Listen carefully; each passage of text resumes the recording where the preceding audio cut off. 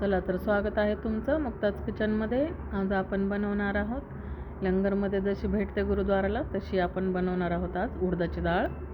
त्यासाठी लागणारं साहित्य आपण कुकरला सगळ्यात अगोदर ही आपली साधी सालपटाची जी उडदाची डाळ असते ती स्वच्छ धुवून घ्यायची 2 वेळेस आणि नंतर आपण त्याच्यामध्ये टाकणार आहोत चिरलेलं टोमॅटो, हळद पावडर आणि त्याला आपण 4-5 शिट्ट्या काढून घेणार आहोत। आता आपण मुगाची किंवा तुरीची डाळ नेहमी खाण्यात असते आपल्या, पण उडदाची जास्त आपण डाळ खात नाही, पण ही सालपटाची डाळ आपल्या शरीराला पण खूप चांगली असते आणि खाण्यासाठी पण खूप छान लागते, चवीला चवदार लागते। तुम्ही नक्की ट्राय करून बघा।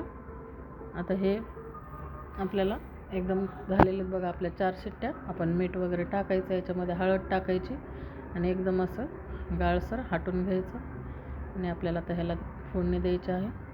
पातेल्यामध्ये तेल टाकलेलं आहे आपण आणि हे तेल तापलं की लगेच आपण याच्यामध्ये मोहरी, जिरं, तेजपत्ता टाकून घेणार आहोत। ही लाल मिरची पावडर आणि हा परतून घ्या तेलावर। कढीपत्ता टाकून घ्या आणि थोडंसं हे हिंग टाकलेलं आहे मी आणि हे आपण डाळ टाकून घ्यायची मध्ये।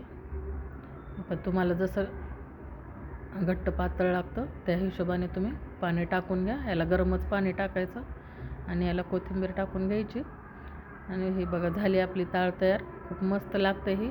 तुम्हाला माझे व्हिडिओज कसे वाटतात मला कमेंट करून नक्की सांगा, शेअर करा आणि सबस्क्राईब करायला विसरू नका।